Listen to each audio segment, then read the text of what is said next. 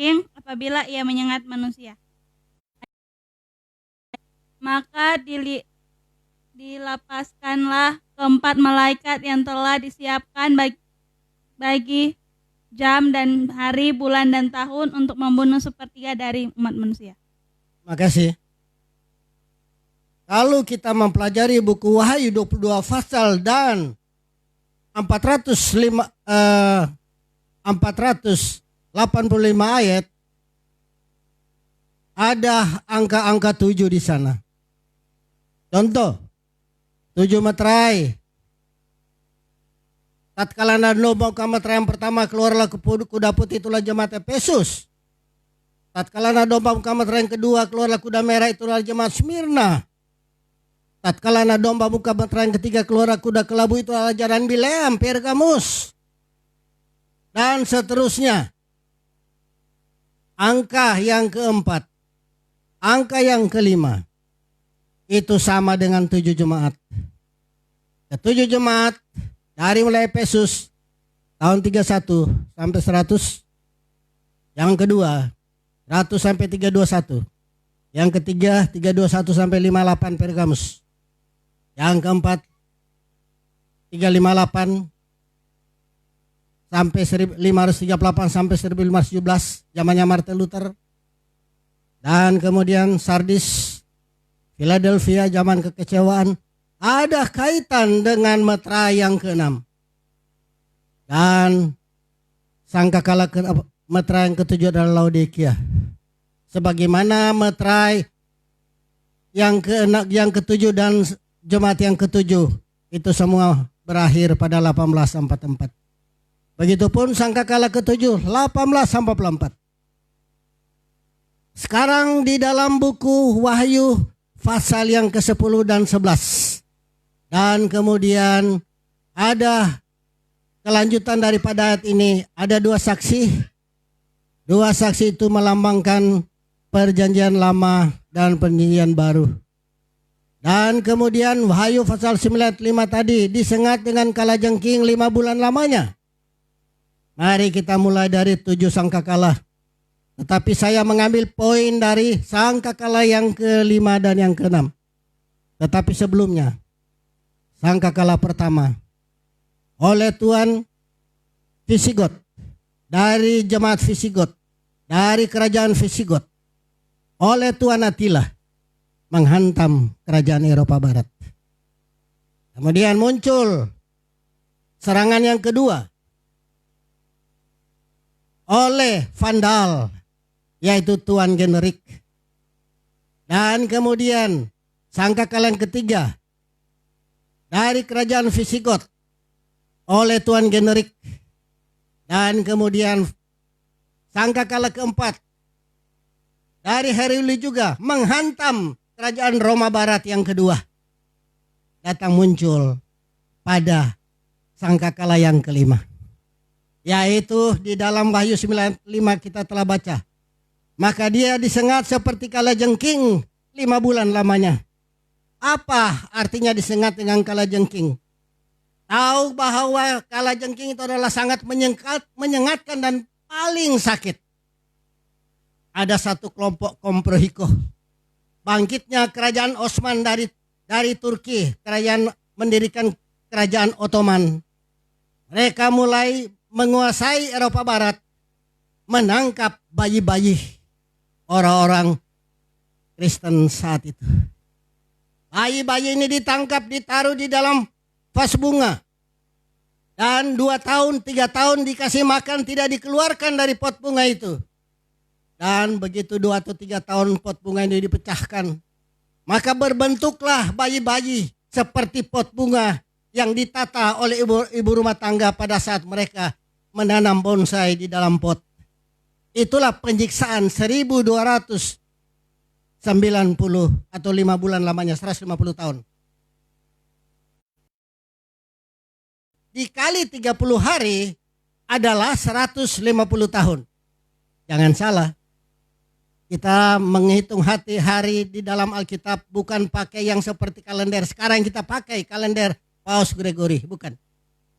Perhitungan dalam Alkitab memakai kalender Yahudi, Rabbinik, atau karente. Hanya 30 hari dalam 1 bulan. Maka 5 bulan dikali 30 hari adalah 150 tahun. Pada saat kekuasaan dari Turki tahun 1229 sampai 1449, jumlahnya 150 tahun. Penyiksaan bayi-bayi bagaikan disengat dengan kalajengking. 5 bulan lamanya. Kemudian di dalam ayat yang ke-15, diberikan kuasa 1 hari, ulangi 1 jam, 1 hari, sebagaimana dikatakan tadi, perhitungan 1 tahun, 1 bulan, 30 hari.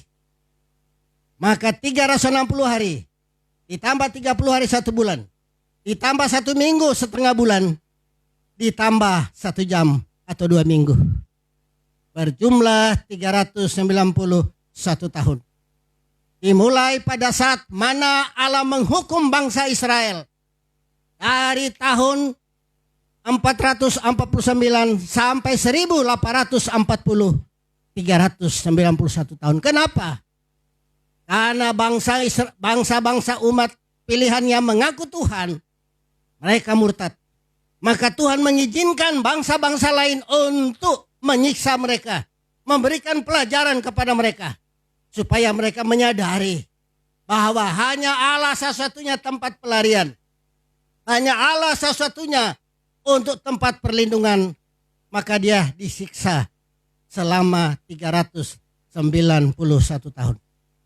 Untuk pembuktiannya, kita boleh baca di dalam tulisan Roh Nubuat. Baik.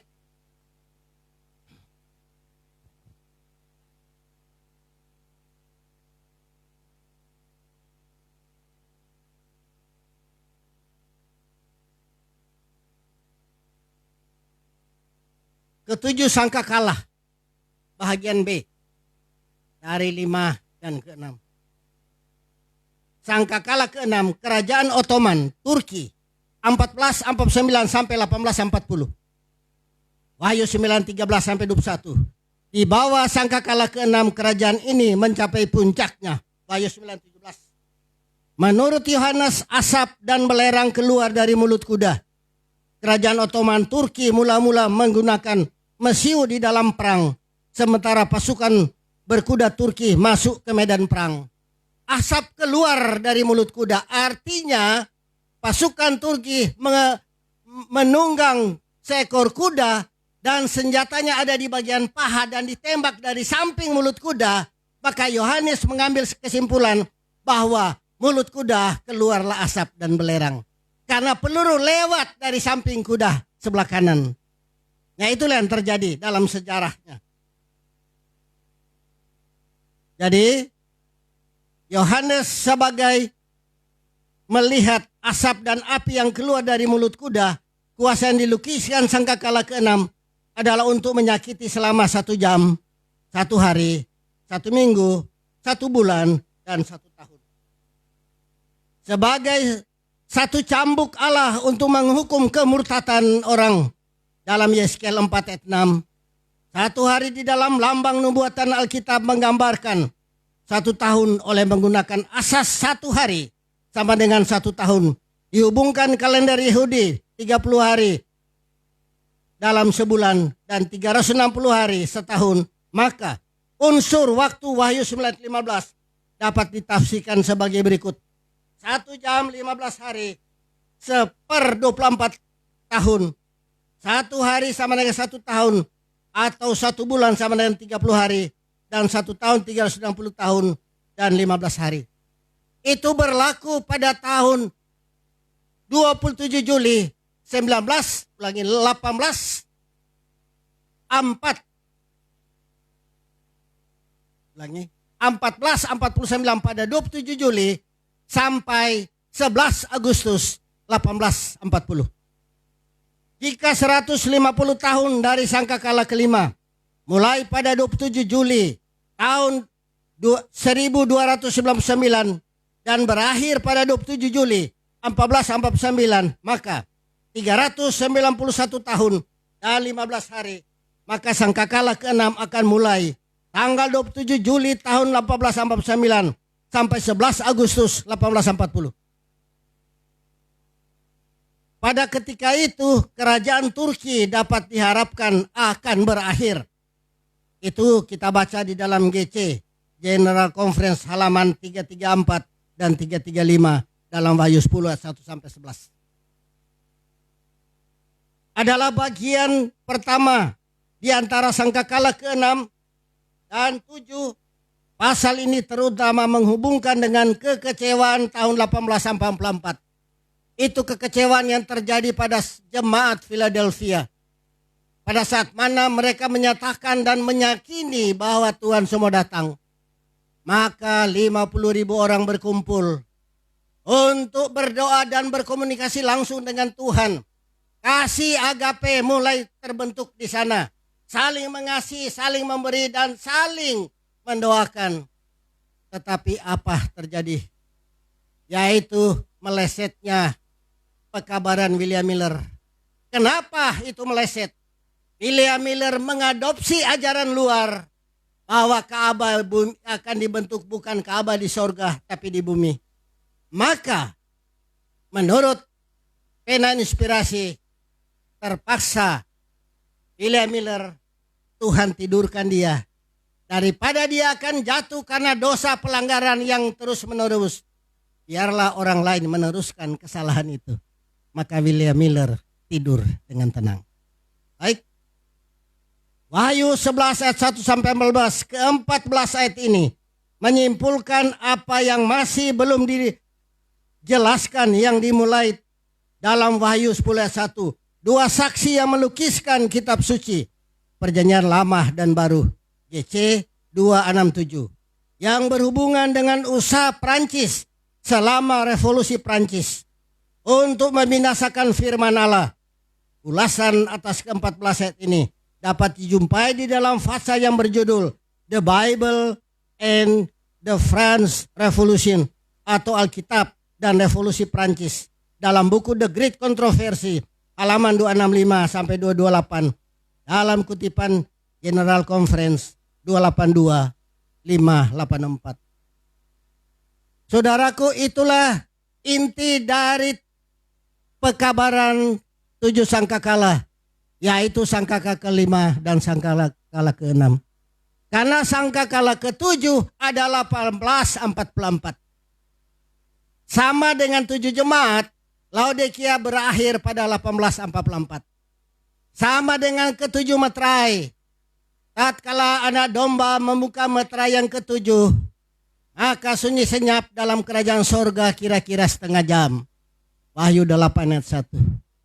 Artinya setengah jam dikali 1 hari sama dengan 1 tahun, maka dia kena 1 minggu lebih. Kenapa? Harus 1 minggu lebih.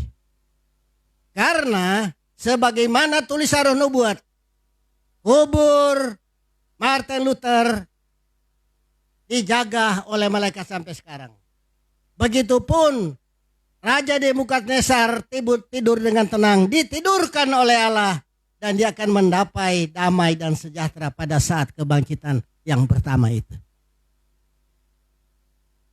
Jadi pekabaran itu di mana leluhur kita sudah mendahului yang belum pernah mengkuduskan sabat, John Huss, Zwingli, Calvin, Martin Luther, dan lain sebagainya.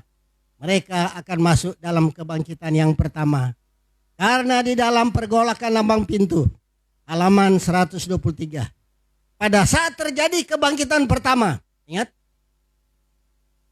sesudah kebangkitan pertama ada kebangkitan kedua. Dan sesudah 1000 tahun di sorga.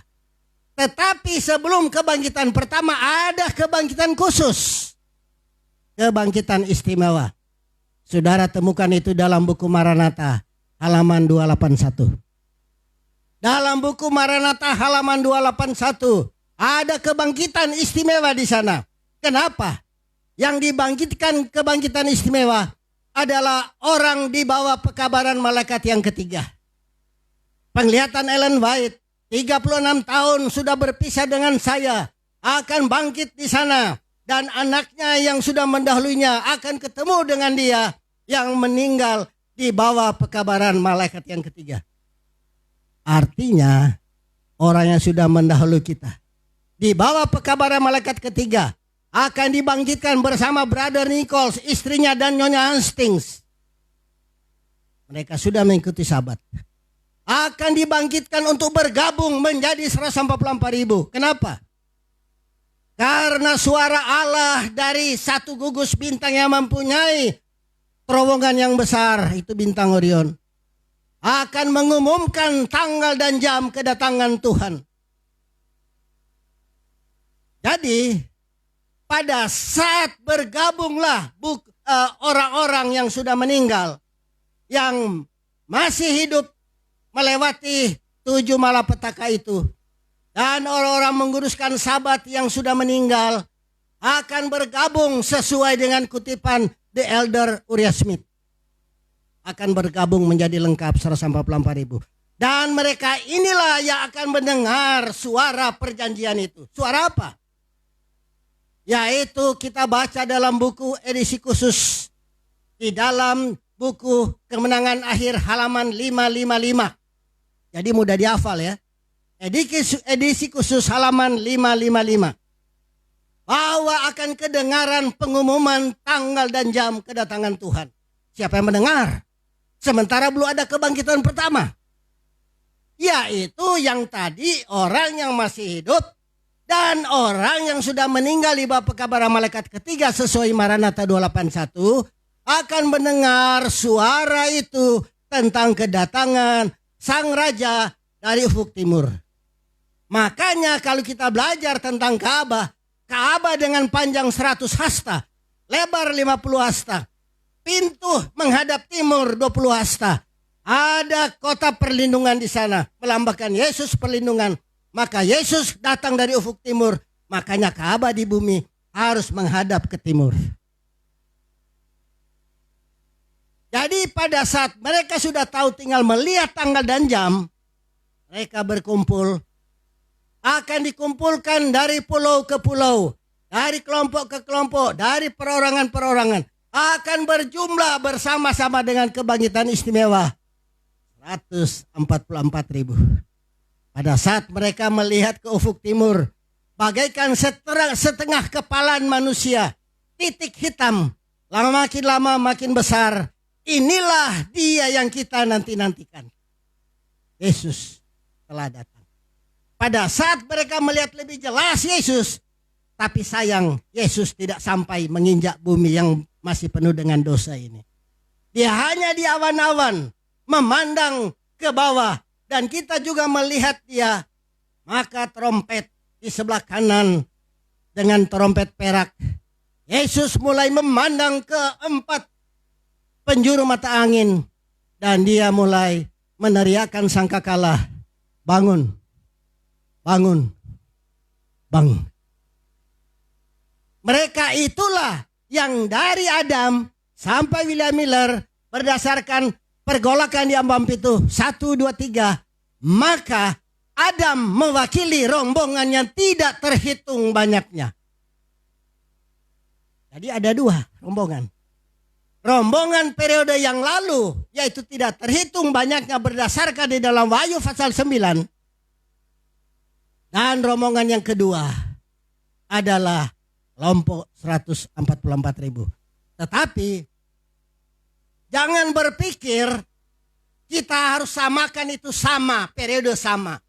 Kalau nyandak masuk 144.000 atau tidak masuk dalam 144.000, boleh masuk di dalam rombongan besar. Ini ajaran yang keliru. Hal yang tidak mungkin dalam periode yang sama lalu ada 2 kebenaran. Dalam satu periode hanya 1 kebenaran. Kebenaran pada zamannya hanya 1, masuk di Bahtera, tidak ada lain. Yang ada bilang atau tidak ditulis bahwa bikin rakit dan lain sebagainya, tidak ada. Hanya masuk dalam Bahtera. Pada zamannya bangsa Israel keluar dari lembah Gosen tahun 2513, keluar menuju ke Kanaan. Hanya itu. Dan kemudian pada zamannya Yesus, percaya kepadanya. Belum ada ajaran-ajaran lain di sana. Hanya percaya kepadanya. Nanti lebih lengkap pekabaran itu pada saatnya. Di dalam Wahyu 12 ayat 17. Yaitu yang diperangi oleh naga adalah umat yang sisa atau remnant church. Dalam Present Truth halaman 45 adalah mustahil jemaat yang ketujuh mengaku sebagai umat yang sisa dalam mustahil. Jadi itulah yang memiliki roh nubuat. Iman kepada Yesus dan hukum Allah. Karena Yesaya sudah nubuatkan dalam Yesaya 8 ayat 20. Terjemahan lama akan Taurat dan Nasyadat. To the law and to the testimony. Akan hukum Allah dan roh nubuat. Siapa tidak berbicara sesuai dengan itu tidak akan terbit fajar baginya.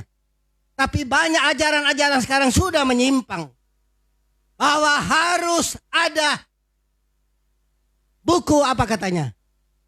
Tafsir. Mesti ada tafsiran buku.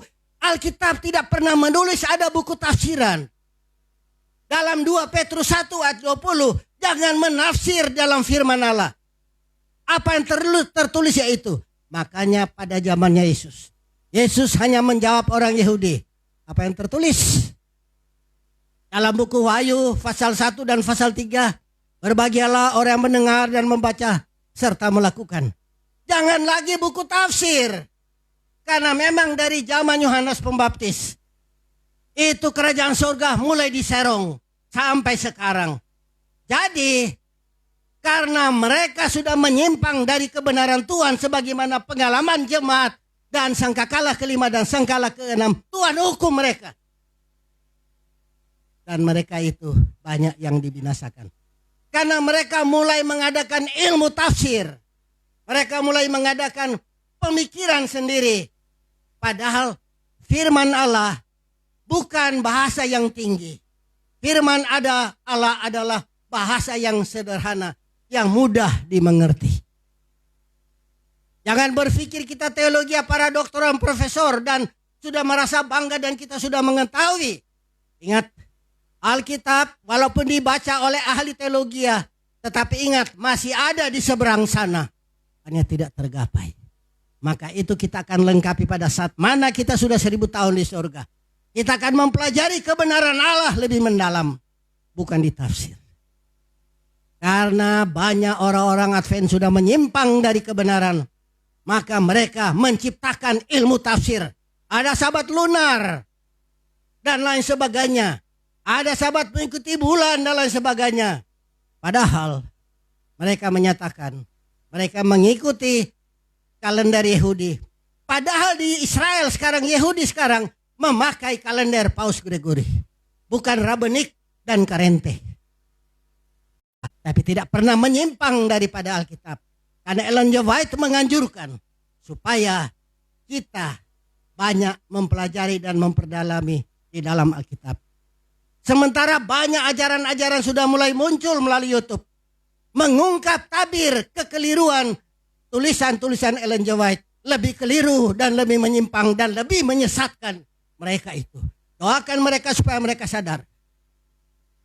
Jadi saudara sekalian. Itulah peristiwa sangkakala kelima dan sangkakala keenam. Mereka disiksa oleh sebab apa? Mengaku umat. Contoh di dalam jemaat Efesus yang didirikan tahun 31 diresmikan tahun 45 oleh hari sampai 100. Umat sisa dari jemaat yang pertama muncul. Remnant dari umat sisa dari jemaat pertama muncul jemaat Smyrna.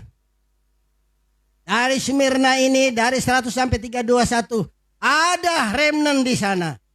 Nah, remnant ini membentuk satu jemaat yang ketiga periode Pergamus. Dan begitu dari Pergamus 538 sampai 1511 ada remnant church, ada reformator di sana. Dan mereka membentuk jemaat Sardis. Begitupun jemaat Sardis 1517 sampai 1798 ada Philadelphia di sana. Dan dari Philadelphia ada umat sisa dari 50.000 orang berkumpul menjadi 50 orang. Mereka adalah umat sisa dari Metodis ke gereja Advent pertama. Datang jemaat ke-7, ingat tidak ada jemaat ke-8. Dari jemaat ketujuh ada remnant church di sana dalam berdasarkan Wahyu 12 ayat 17. Maka marahlah naga itu kepada wanita itu. Ibu kita adalah SD. Naga marah kepada wanita. Tetapi dia pergi memerangi umatnya yang sisa. Benih yang sisa. Siapakah mereka? Ciri khasnya. Mereka mengikuti hukum Allah dan roh nubuat. Sementara banyak orang Advent yang mengaku pemelihara Sabat sudah mulai melecehkan dan meniadakan ajaran-ajaran Ellen G. White. Memang Ellen White sudah tulis jauh sebelumnya. Akan ada menentang karena setan tidak mau tulisan roh nubuat karena ini adalah suruhan Allah. Tetapi why bagi mereka. Tapi biarlah kita menerima kebenaran ini. Sebagaimana dalam Yeremia 6:16. Ambillah tempatmu di jalan-jalan dan lihat kala. Tanyakanlah jalan dahulu kala. Di mana jalan dahulu kala, tempuhlah itu, dengan demikian engkau mendapat ketenangan. Jemaat akan selamat atau sentosa. Tetapi mereka berkata, kami tidak mau menempuhnya. Nubuatan Yesaya pasal 4 ayat 1. 7 wanita memegang seorang laki-laki. 7 wanita Efesus, Smyrna, Pergamus, Tiatira, Sardis, Philadelphia, Laodikia memegang seorang laki-laki. Dalam Alkitab laki-laki adalah Yesus. Kami akan mencari makanan kami dan pakaian kami. Makanan kebenaran, pakaian kebenaran nanti orang cari di luar. Tapi lekatkan namamu kepada kami. Bilang ini gereja Tuhan. Memang semua mengaku gereja Tuhan. Tapi kebenaran mereka cari di luar. Makanya dalam Yeremia 3:12 mereka menggali lubang yang bocor. Dan untuk menampung air. Kapan dia mau penuh? Karena 2 kesalahan yang dibuat oleh umatku. Menggali lubang, kolam yang bocor, dan menampung air. 2 kesalahan. Meninggalkan aku dalam kebenarannya dan mencari kebenaran di luar. Pakaian dan makanan kami cari sendiri, hanya bilang ini gereja Tuhan. Semua mengaku gereja Tuhan. Tetapi Matius 7 ayat 21 dan 22. Percuma. Sia-sia mereka menyembah aku sebab mereka menurut hukum akal manusia, hukum Allah kamu tinggalkan, tapi ada setiada tua-tua kamu pegang. Sia-sia. Jadi saudaraku, lalu kita pelajari tentang angka 7 dalam buku Wahyu. Khususnya di dalam Wahyu sangkakala yang kelima dan sangkakala keenam. Dan berhubungan dengan meterai yang keenam. Tatkala anak domba membuka meterai yang keenam, maka langit tergulung. Berarti kita berada dalam posisi meterai yang keenam. Dengan pelapisan ozon semakin tipis dan makin merobek. Dana dari dunia sudah banyak dikuras untuk menangani itu. Tetapi di sini menyatakan kita sudah harus siap diri. Karena kita berada di meterai yang keenam. Sebab meterai yang ketujuh, kedatangan Tuhan yang kedua kali. Kita sudah berada di dalam peristiwa-peristiwa Paskah yang keenam. Yaitu hari Grafirat. Yesus sekarang sedang di Grafirat, mengadakan Grafirat.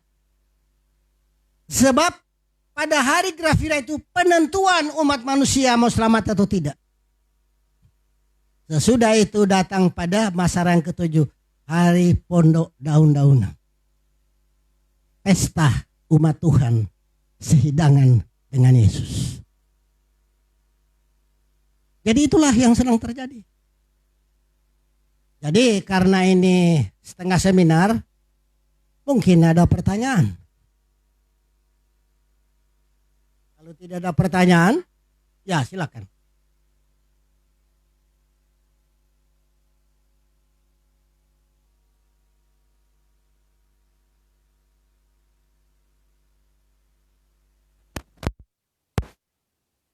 Tadi kan dalam yang dikatakan tadi, umat-umat Advent masuk dalam 144.000 dan ada kebangkitan istimewa.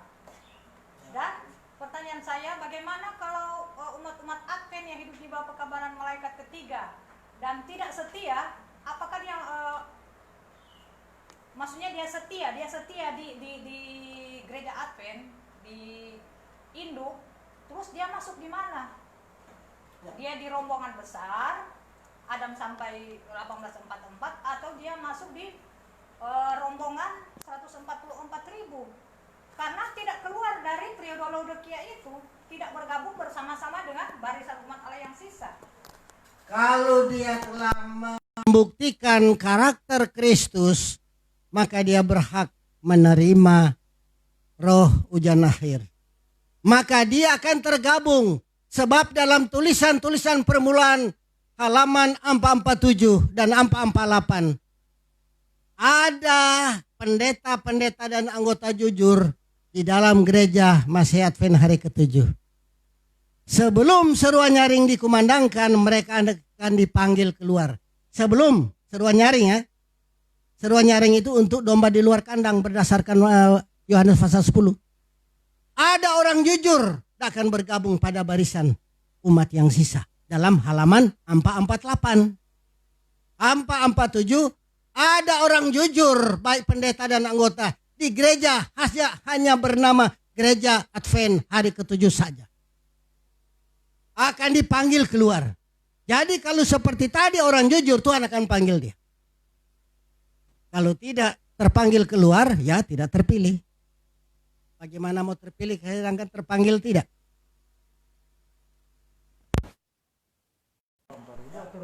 Mereka yang setia di gereja Masih Advent hari ke-7, setia, dia semua setia, dia nak jabat dusta, nak jabat, pokoknya dia sungguh-sungguh dalam pencucian Sabat, dia memakai pakaian yang sopan, dia sudah baik-baik Eden. Kalau memang dia tetap di situ dan dia tidak keluar, bergabung dengan barisan umat Allah yang sisa sesuai dengan nubuatan ya, sejarah nubuatan, apakah dia akan menerima roh hujan akhir? Tidak ada orang di situ dipanggil keluar kalau umpama dia mengaku setia tetapi tidak terpanggil, berarti kan sudah dikatakan orang jujur akan dipanggil. Akan dipanggil oleh Tuhan. Tuhan urusan dia akan panggil keluar. Come out sebagaimana Wahyu 18. Jadi itu ya. Ya tidak jujur. Logikanya itu tidak jujur. Jadi itu. Nah, ingat ya. Pada saat kan kita sedang menunggu hari Pentakosta kedua ya. Roh ujian akhir. Pada saat roh ujian akhir dituangkan, hanya berlaku bagi orang jujur. Nah, orang jujur ini sudah dimeteraikan dan tidak ada bilang mau jatuh lagi. Tidak ada dalam waktu singkat mereka akan berdosa lagi. Itu ajaran keliru itu. Ada satu ajaran orang Advent menyatakan bahwa sesudah roh ujian akhir masih ada yang mau jatuh. Adalah ajaran keliru. Dia harus perbaiki itu. Makasih. Kapan roh hujan akhir tertutup untuk mereka-mereka yang mengakui umat Allah, yang yaitu posisinya mereka berada di gereja induk. Jadi sebelum roh hujan akhir tuangkan, kapan itu Domadinus, tidak ada yang tahu, tidak tertulis itu. Orang yang jujur yang di dalam gereja itu mereka akan dipanggil keluar. Kalau tidak keluar bukan umat Allah. Itu tidak jujur. Nah, sesudah itu mereka menerima roh hujan akhir. Untuk apa tugas mereka? Menyelesaikan seruan nyaring. Ada domba-domba di luar kandang mendengar suaraku datang kepadaku. Dan itu tidak lama. Pintu kasihan ditutup. Pemeteraian terjadi. Sudah selesai. Sementara masih ada yang di luar. Katolik yang setia akan dipanggil keluar. Nah, sesudah seruan nyaring, siap-siap menerima malapetaka yang pertama. Lebih hebat daripada virus pandemik COVID-19 ini. Jadi ini baru permulaan, COVID ini baru permulaan. Jadi kita harus siap-siap sekarang. Oke, ada pertanyaan? Ya. Kali mau baptis. Oh iya, tadi ya. Baik. Baik. Kita ambil tulisan roh nubuat ya.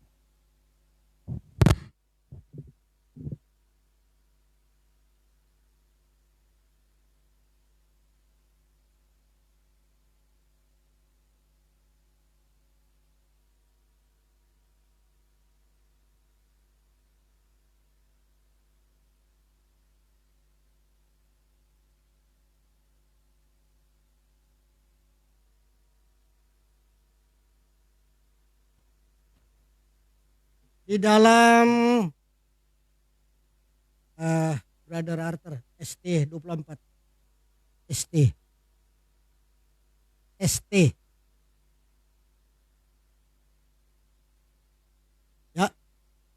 ya ST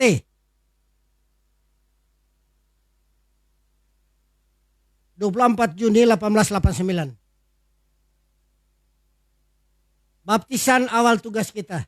Sesudah baptisan, banyak orang yang berlaku seakan-akan mereka sudah tamat. Seakan-akan tak ada lagi perlu dipelajari atau diselesaikan. Tapi baptisan barulah permulaan dan tugas kita.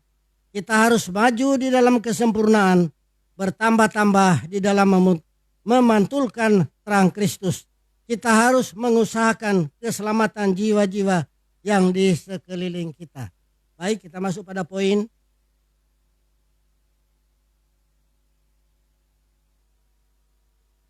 Baptisan kembali. Evangelism. Halaman 375. Evangelis. Ya. Ya. Tulisan EV. Ya, ini EV. Ya. Tuhan memanggil untuk mengadakan pembaharuan yang pasti. Dan ketika jiwa benar-benar bertobat, biarlah kita dibaptis kembali. Biarlah dia membaharui janjinya dengan Allah. Maka Allah akan membaharui perjanjian dengan dia. Kenapa Yesus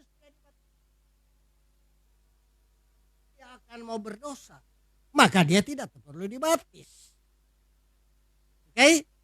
Baik. Dalam buku MR, volume 7 halaman 273. MR. Ya. Para pekerja dalam maksud sekarang harus sepenuhnya sadar. Banyak yang perlu bertobat kembali dan dibaptis lagi. Bila mana mereka belajar minum dari batu karang rohani yang mengikuti sejarah Israel di padang belantara. Bila mana mereka makan mana surgawi setiap hari. Betapa pengalaman mereka akan berubah. Makanan yang kita makan adalah untuk kebutuhan kita. Kristus merupakan kebutuhan roh. Okay. Di dalam PP 266 dan 267. Patriot and Prophet. Saya melihat tidak adanya iman dan kecukupan. Diri dihargai. Dan saya mendengar kata-kata diucapkan. Kecuali sadar dan bertobat. Kamu tidak akan pernah melihat kerajaan sorga. Ada banyak orang yang perlu dibaptis kembali. Tetapi jangan biarkan mereka turun ke air sebelum mereka mati bagi dosa. Disembuhkan dari keegoisan dan tinggi hati. Sampai mereka keluar dari air untuk menjalani kehidupan baru bagi Allah. Manuskrip rilis. Lagi manuskrip rilis halaman 266, 267. Bukan PP ya. Itu halaman. Ya. Oke. Bertobat kembali. Saya berbicara kepada saudara-saudara pemimpin kita, kepada para pendeta kita, dan para dokter kita, sepanjang engkau membiarkan kesombongan tinggi di hatimu. Selama itu pula engkau tidak memiliki kekuatan dalam pekerjaanmu. Selama bertahun-tahun roh yang telah dihargai, roh kesombongan, keinginan untuk menjadi yang utama, dalam hal ini setan dilayani. Dan Allah tidak dihormati. Tuhan memanggil untuk mengadakan pembaharuan yang pasti. Dan ketika jiwa benar-benar bertobat, biarlah dibaptis kembali. Biarlah dia membaharui jiwanya dengan Allah. Dan Allah akan membaharui jiwa-jiwanya dengan dia. Manuskrip rilis volume 7 halaman 273.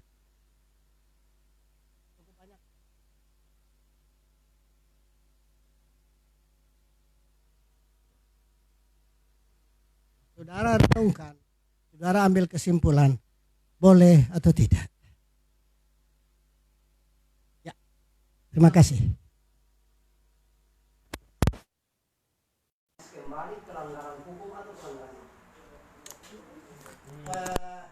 kita harus lewat resolusi General Conference yang dituangkan di buku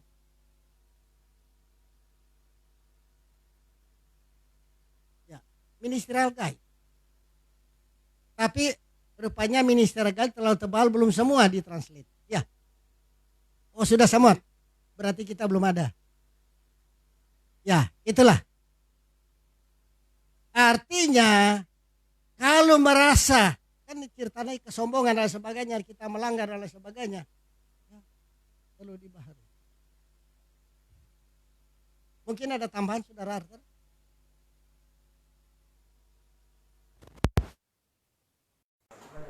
Dosa terbuka. Jadi pelanggaran hukum Mike. Di gereja kita, jika saudara atau saya melanggar hukum secara terbuka, jangan tunggu sampai sidang urus. Adalah lebih baik dengan rendah hati datang kepada pimpinan untuk saudara segera dikeluarkan nama saudara dari buku sidang. Tetapi tetaplah setia pada kebenaran. Buktikan bahwa kita bertobat sungguh-sungguh. Kita memiliki kesadaran sungguh-sungguh. Dan untuk pelanggaran hukum terbuka, di gereja kita, misalnya pelanggaran hukum ke-7, di gereja kita 1 tahun kemudian baru boleh dibaptis kembali. Nah, jika di antara kita sendiri merasakan bahwa kita punya banyak kelemahan dan dosa, biasanya itu diselesaikan di perjamuan. Di perjamuan kita adakan perjamuan, maka kita menyelesaikan itu. Ya, dosa saudara bersaudara, kalau dosa dengan Tuhan kita akui di hadapan Tuhan sebelum perjamuan. Tetapi jika kita sendiri merasa bahwa kita mempunyai pelanggaran yang kita rasakan sendiri, kita bisa berbicara juga dengan pimpinan jemaat bahwa saya minta dibaptiskan ulang. Tetapi dengan kesadaran bahwa saya berdosa. Tetapi itu tidak perlu ada pembicaraan secara terbuka di jemaat. Tidak boleh ada pembicaraan di jemaat, cuman pembicaraan dengan pendeta yang bersangkutan. Dan pendeta juga akan menyampaikan ke jemaat ada permintaan dari saudara kita, tetapi tidak akan membukakan alasan apa sebab. Tetapi jika ada yang dia kurang rasa, dia mesti belajar lagi, ya dia belajar lagi. Belajar lagi. Agar supaya dia betul-betul itu yang tadi diukutipan, jangan sampai itu kesombongan karakter yang sudah mengakar dan dia merasa bahwa, karena ada kutipan, ada yang namanya dicantumkan dalam buku sidang. Tetapi Tuhan so hapus di buku sorga. Nah itu jangan sampai, jadi makanya kita sendiri yang introspeksi kesadaran diri kita. Oh Tuhan, kita so nyenak layak, kita so terlalu jauh dari Tuhan. Kita pe kesombongan, kita pe cinta diri, kita pe dosa-dosa yang kita so boleh mau cumu pas saudara-saudara, karena itu akan melemahkan saudara-saudara. Jadi kita orang kesadaran dan itu boleh dilakukan. Jadi itu boleh dilakukan dan gerakan pembaharuan menyediakan tempat itu. Sekiranya ada anggota yang merasa bahwa saudara, tapi ini pertobatan sungguh ya. Jadi jangan sama seperti saudara bilang, jangan so seenaknya saja. Walaupun memang orang manusia berdosa, setiap orang datang pak Tuhan mau berusaha lebih dekat, apa yang jadi pak orang? Seringkali jatuh, seringkali ujian. Orang so berusaha Tuhan kita semua bersetia, lebih orang berusaha bersetia, setan goda lagi, dan orang ini manusia yang seringkali jatuh dan gagal. Tetapi Abraham juga bapak orang beriman, dia jatuh bukan cuma 1 kali, berkali-kali dia jatuh. Kita belajar sebentar lalu, Yakub juga jatuh. Dan berkali-kali dia jatuh. Tapi yang Tuhan minta apa? Bertahan sampai kesudahan. Bertobat dan bertahan sampai kesudahan. Terima kasih. Jadi itulah ya. Kita jangan harap kita so baca, kita so tahu semua itu. Saya bisa katakan ternyata saudara tidak tahu apa-apa. Jadi kita belajar dan belajar. Karena kebenaran Tuhan dalam Alkitab dan tulisan nubuat, selama kita sesering kita membaca buku itu, Padahal sudah berkali-kali. Itulah kebenaran yang perlu kita baca. Makanya sama deh makanan. Setelah kita makan ini enak. Padahal itu istri atau mama ada memasak produk yang sama, cuma menu cara memasaknya yang berbeda. Menarik. Jadi kira-kira begitu. Oke, ada pertanyaan lagi?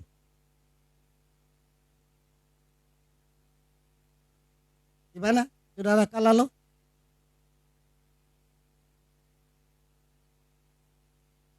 Jadi itulah ya pengertian dosa terbuka itu pelanggaran hukum ke-7, pelanggaran hukum ke-6, dan kemudian memecah belah organisasi itu pelanggaran nyata itu. Jadi sebagai seorang pemimpin harus awas dalam hal ini. Jadi itulah yang peristiwa terjadi. Jadi berbicara suasana sekarang adalah suasana kesempatan untuk kita membenahi diri. Karena apa? Dengan adanya COVID ini mendunia.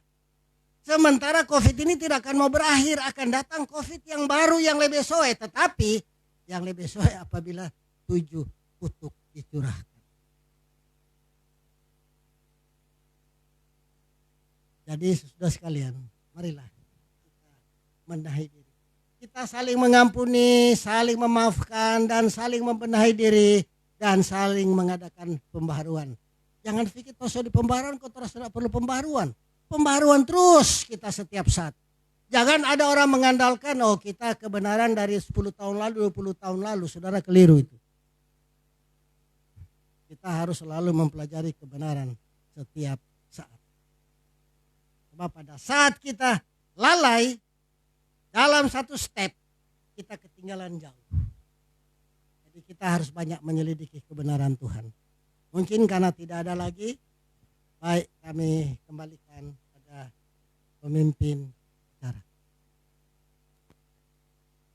Saudara Marcel.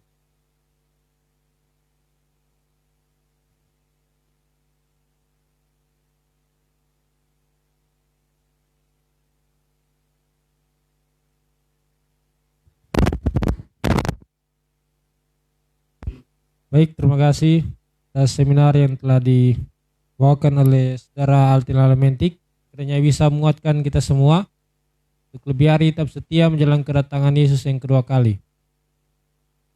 Baik, kita akan menutup acara kita karena waktu jam sudah tepat ya, dan kita akan menutup. Kami undang saudara-saudari bangkit berdiri.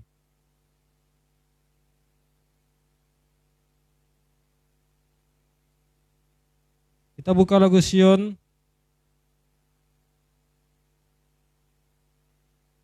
Lagu Sion nomor 105.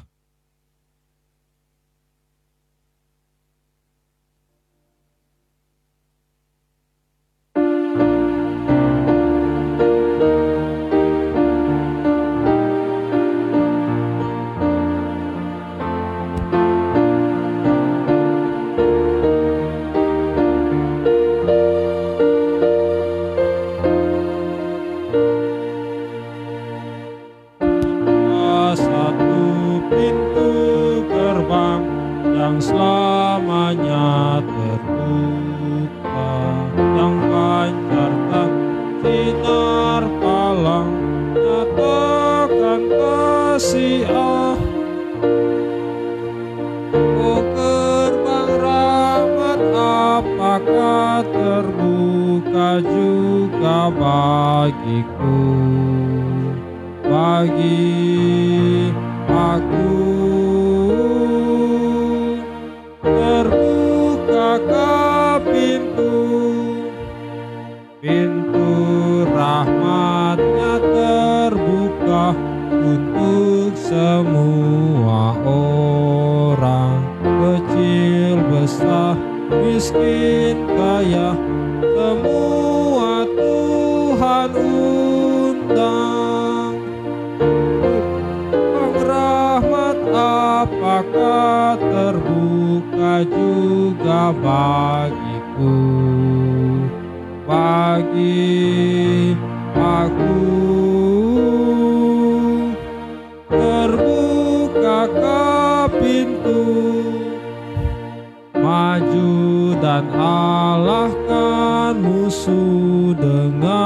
kuasa Yesus. Selagi terbuka pintu, carilah upah surga. Oh gerbang rahmat, apakah terbuka juga bagiku, bagi aku? Terbuka pintu, salib ditakak letakkan di seberang sungai Yordan. Kota Mas Tuhan berikan, pujilah nama Tuhan.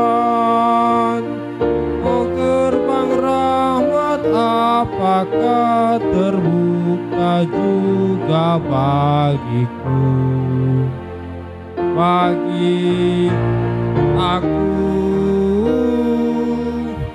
Terbuka ke pintu. Kita tutup, kami minta kesediaan Saudara Arthur Scott.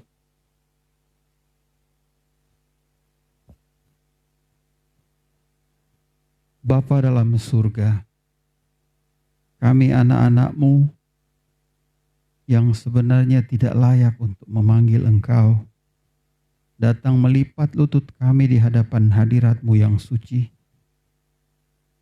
Kami memainkan pujian syukur limpah terima kasih kepadamu, karena Engkau menyertai kami hingga selesai acara ibadah orang muda.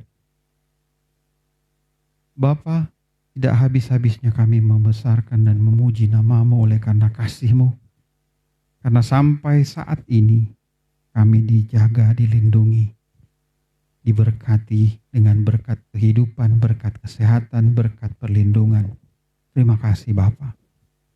Firman yang juga telah kami dengarkan tadi, melalui pelajaran maupun kesaksian-kesaksian, kiranya itu boleh menguatkan kami, dan boleh membawa kami lebih hari lebih dekat kepadamu.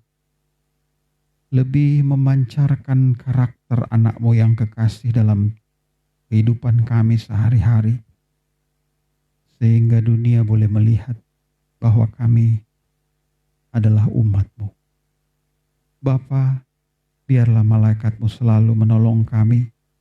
Biarlah Roh Suci-Mu selalu menuntun kami. Saat ini secara khusus kami mau berdoa buat saudara-saudari kami yang dalam keadaan sakit. Sister Baramping di Rata Totok, Saudara Dani Todindi juga di Rata Totok yang dalam keadaan sakit. Bapak tolong campur tangan. Engkau adalah dokter di atas segala dokter. Berikanlah kesehatan, sebagaimana kami para pembaharu-pembaharu kesehatan boleh memancarkan terang sesuai dengan yang Engkau berikan bagi kami. Kami memohon Bapa, Engkau juga memberikan kesehatan, kekuatan pada saudara kami di Balikpapan, Saudara Wahid di usia tuanya. Sisternya juga yang menjaga Saudara Wahid, Bapak tolong campur tangan. Saudara-saudara Duriani, sekeluarga juga kami doakan. Kami juga mendoakan saudara-saudara kami di wilayah-wilayah yang lain. Kami berdoa, kami memohon Bapak tetap menjaga dan melindungi mereka sebagaimana kami dijaga dan dilindungi dan diberkati. Secara khusus kami berdoa juga saudara Jenry sekeluarga. Bapak mengetahui apa yang terbaik. Kiranya Roh Suci-Mu akan masuk dalam hatinya, sehingga kami boleh hidup sebagai saudara bersaudara dalam kasih persaudaraan yang tulus ikhlas, tanpa amarah, tanpa kebencian atau sakit hati. Tolonglah kami Bapa. Kerinduan kami semua yang ada di sini adalah untuk tiba di surga bersama dengan Engkau, bersama dengan anak-Mu yang kekasih. Kami boleh tiba di surga. Tolong kami Bapa. Kami berdoa, kami akan berpisah dari tempat ini. Kami menyerahkan semuanya hanya dalam tangan pengasihan-Mu. Mohon ampuni dosa kami yang begitu banyak. Kami bawa doa dan permohonan kami, ucapan syukur kami hanya di dalam nama anak-Mu yang kekasih, Yesus Kristus yang adalah Tuhan dan Juru Selamat kami. Amin.